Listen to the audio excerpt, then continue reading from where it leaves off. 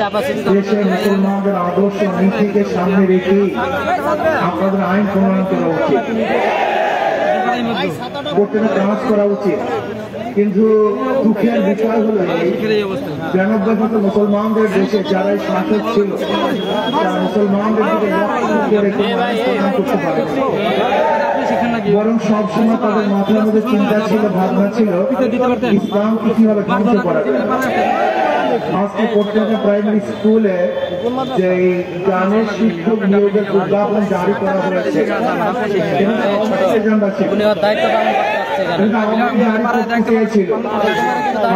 গানের শিক্ষক নিয়োগ দিবে, কিন্তু মুসলমান এবং ওলামায়ে কেরামের আন্দোলনের কারণে নিতে পারে না। তাহলে কি দেখলাম, শেখ হাসিনা চলে গেছে, তার চেলা চারমুন্ডারা এখানেই আছে। সেখানে শেখ হাসিনা চলে গেছে, তার আদর্শ নীতি বাস্তবায়নের জন্য তার দোসররা এখন ঘাপটি বেড়ে বাংলাদেশের বিভিন্ন স্থানে বসে আছে। শেখ হাসিনা যে গানের শিক্ষক নিয়োগ দেওয়ার জন্য প্রজ্ঞাপন জারি করেছিল বা করতে পারে নাই, সেটা আপনি কেন করতেছেন? কার ইঙ্গিতে গানের শিক্ষক নিয়োগ দেবেন? এটা কি জাতীয় কোনো শিক্ষা? গান কি আমাদের বাংলাদেশের জাতীয় কোনো শিক্ষা? যদি গান বাংলাদেশের জাতীয় শিক্ষা না হয়, জাতীয় ভাবে সেটা শিক্ষা দেওয়ার জন্য প্রস্তুতি নিচ্ছেন কিভাবে? আমাদের ধর্ম শিক্ষা জাতীয় শিক্ষা, যেহেতু মুসলমানদের জন্য ধর্ম শিক্ষার পর্যায়, কোন মুসলমান ধর্মীয় শিক্ষায় শিক্ষিত না হলে সে মুসলমান হতেই পারবে না। কাজে জাতীয় শিক্ষা উচিত ধর্মীয় শিক্ষা। যদি কলেমা শিখতে না পারে, শুদ্ধভাবে বলতে না পারে, সে মুসলমান না।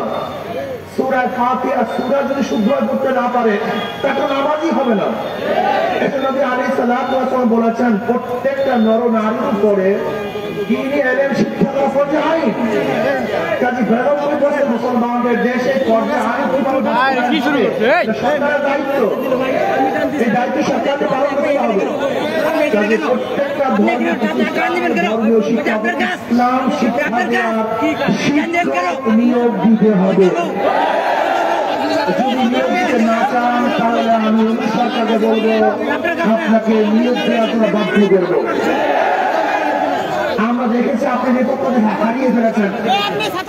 আমি বলবো সরকার সাহেব, আপনার নিরাপত্তা নাই, আপনি নিরাপত্তা হারিয়ে ফেলেছেন।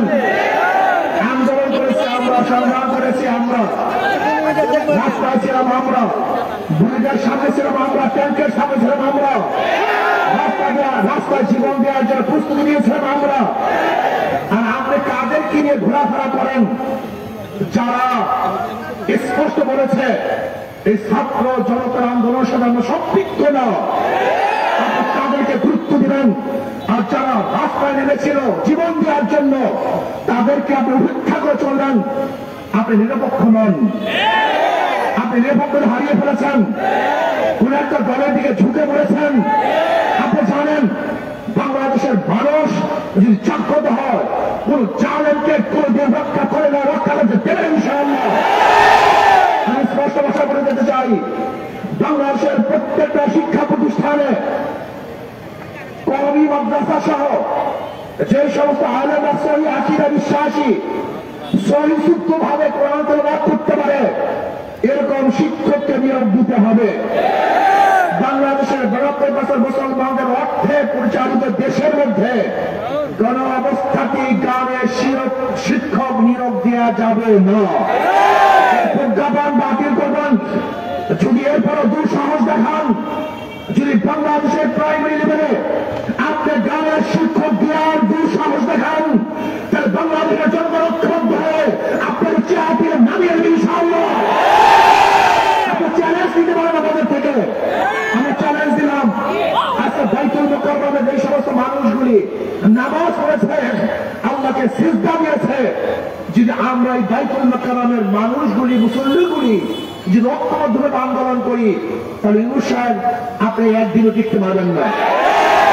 আমি বারবার আপনাকে একটা কথা বলি, আপনার সুখে থাকতে দুটি দিলে এখানে আপনি ভালো আছেন, ভদ্র মানুষ, শিক্ষিত মানুষ, আমাদের দেশে গৌরব। আপনি ভারতের এজেন্ডা পালন করবেন কেন? এই গান বলতে এটা ভারতের কৃষ্টি কালচার সংস্কৃতি, এটা বাংলাদেশের মানুষের সংস্কৃতি নয়, বরং এটা আমাদের জন্য হারাম। অনেক গান বাধ্য আমাদের জন্য হারাম। কাজে কোন অবস্থাতেই জাতীয়ভাবে একটা হারাম কাজ চাপিয়ে দেবেন, এটা বাংলাদেশের তৌহিদ জনগণ সহ্য করবে না। কাজে আসুন, আমাদের দাবি আসছে দুইটা। একটা হলো বাংলাদেশের প্রত্যেকটা প্রতিষ্ঠানের ধর্মীয় শিক্ষক এবং ধর্মীয় পরীক্ষা 100 মার্কের নিতে হবে। আপনি আইন রাখবেন যে ধর্ম শিক্ষা দেওয়া হয়, কিন্তু পরীক্ষা নেবেন না। এই সমস্ত ধজাদারি ধোঁকাবাজি আইন আমরা পছন্দ করি না। যেখানে ধর্মীয় কিতাব থাকবে, বই থাকবে, 100 মার্কের পরীক্ষাও থাকবে এবং তার শিক্ষকও থাকবে। আর বাংলাদেশের জনগণের উপরে এই 92% মুসলিমদের উপরে কোন অবস্থাতে গানের শিক্ষক চাপিয়ে দেওয়া যাবে না। এবং নাস্তিকতাবাদের যত থিওরি আছে, যেখানে দারুইনের থিওরি, এই দারুইনের থিওরি ইমান ঘাতক যে থিওরিগুলি আছে বাংলাদেশের কোন পাঠ্যপুস্তকে, সেই সমস্ত নাস্তিকের পক্ষের ইসলাম ভিত্তিক থিওরি থাকতে পারবে না। আসুন, এখন আমরা প্রতিবাদ জানাবো। এবং যে সমস্ত ট্রান্সজেন্ডার সহ যে হাবিজাবি আমেরিকার এবং পাশ্চাত্যদের থেকে আনা সংস্কৃতি আমাদের বাংলাদেশের মানুষ কোন অবস্থাতেই সহ্য করবে না। কাজে সচেতন হন যে দেশটাকে ধ্বংস করার চক্রান্ত আগে থেকেই চলতেছিল, এখনো চলতেছে, ভবিষ্যতেও চলবে।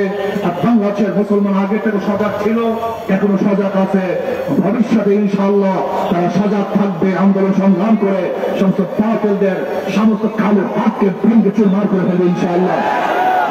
আল্লাহ আমাদের সবাইকে কবুল করুন। এখন